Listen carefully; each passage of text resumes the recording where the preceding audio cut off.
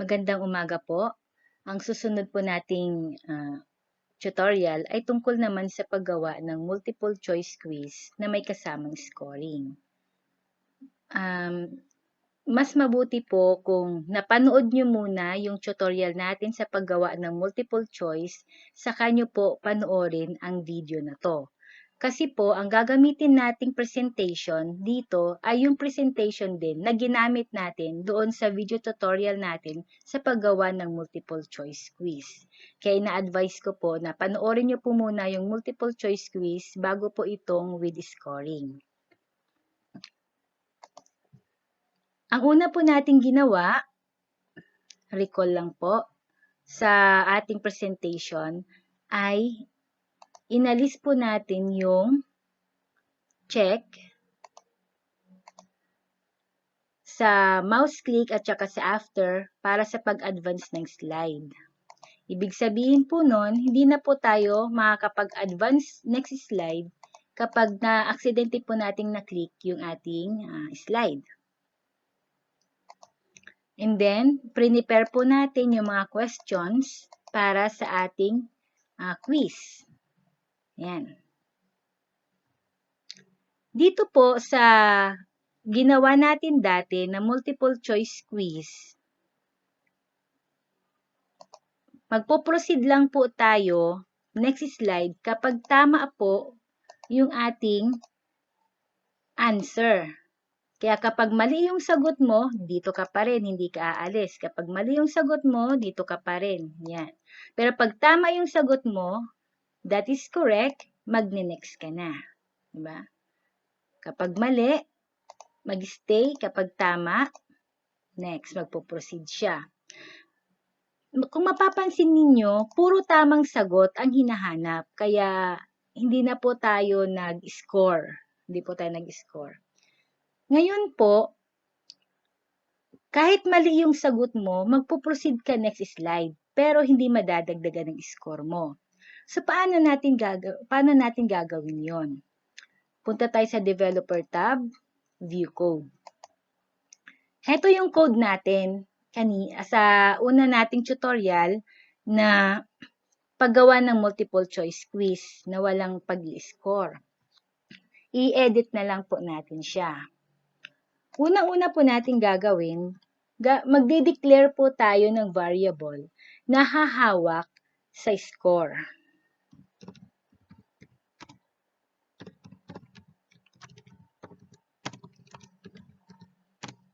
Yan.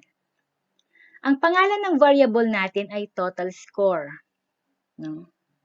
Total score. Kapag tama ang sagot natin, si total score ay magpa-plus 1.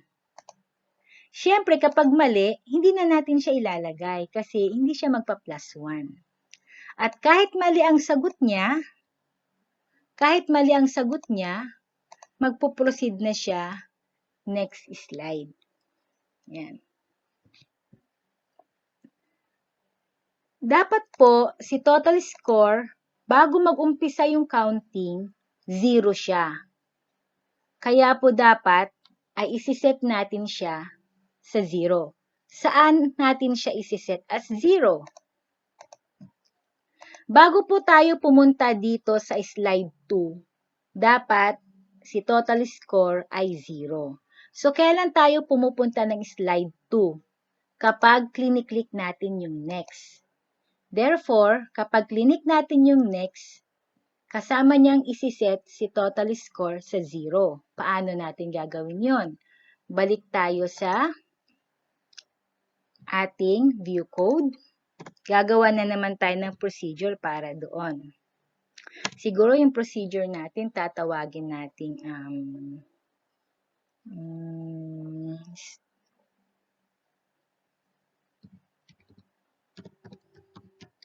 initialize. Yan.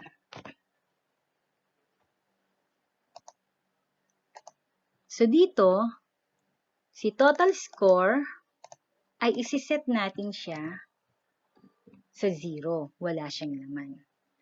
Bago tayo mag-view next. Yan. Kinakopy ko na lang po sila. So, ibig sabihin pala, papalitan natin yung action ng button na to. Insert, action. Dati, dito lang siya next slide. Ngayon, ilalagay na natin siya sa macro. Kunin niya si initialize. Yan. Siya ang magsiset kay total score sa 0. Dito sa mga slide natin, saan ba natin ilalabas yung score? Doon tayo natin siya ilalagay sa pang 6 na slide. Yan. Sa pang 6 na slide. So, mag-insert ako dito ng shape na hahawak sa score. Yan.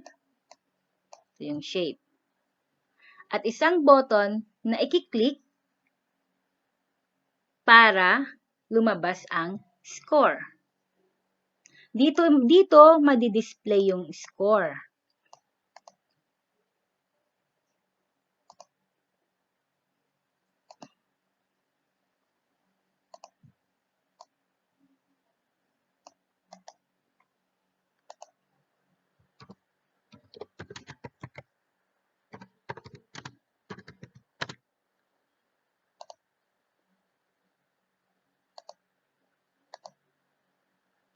Nagamit nyo na po ba itong mga symbols? Insert, symbols. Tapos, hanapin ninyo si wingdings. Baka po hindi nyo pa po ito nagagamit. Wingdings. Your score is... wala siya dito.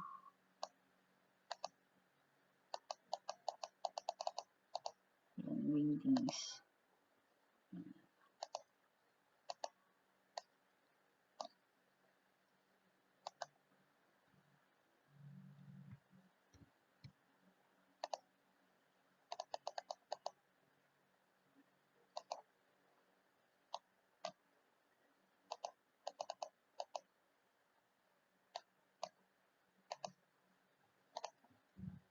Halimbawa lang yan, ha? Ano kaya? Gaano ba kalaki ang font nito?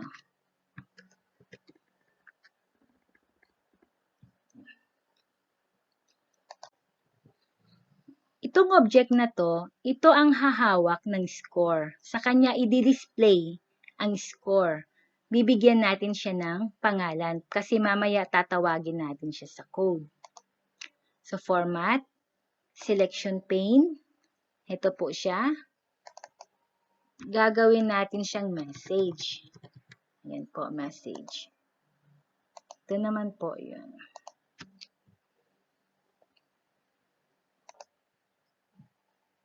Balik na po tayo sa code natin. Developer tab.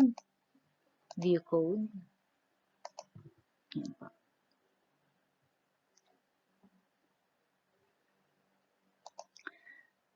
Dito sa initialize, dapat yung object na ito, wala din dapat siyang laman. So, lilinisin din natin siya. Sasama natin siya dito sa initialize. So, pagkatapos natin iset yung score sa 0, ito po yung code na ilalagay natin.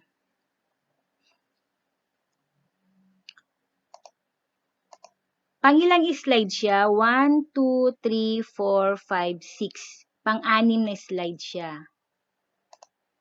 Kaya po, ang ilalagay natin dito, active presentation that slide 6. That shapes, yung pangalan ng shape, message. That text frame, that text range is equal to 0. Wala siyang laman. So, naset na po natin sa yung total score sa 0. Na-clear din po natin yung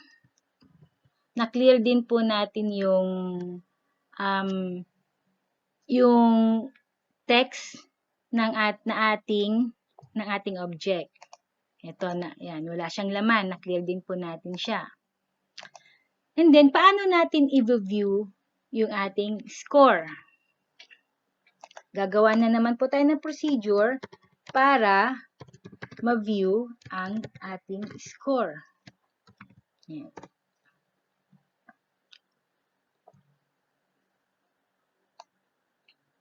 Dito, sa view score, magbabago yung text range nung shape na message. No? So, ang kanyang magiging text range ngayon ay kung ilan ang score. Testingin na po natin.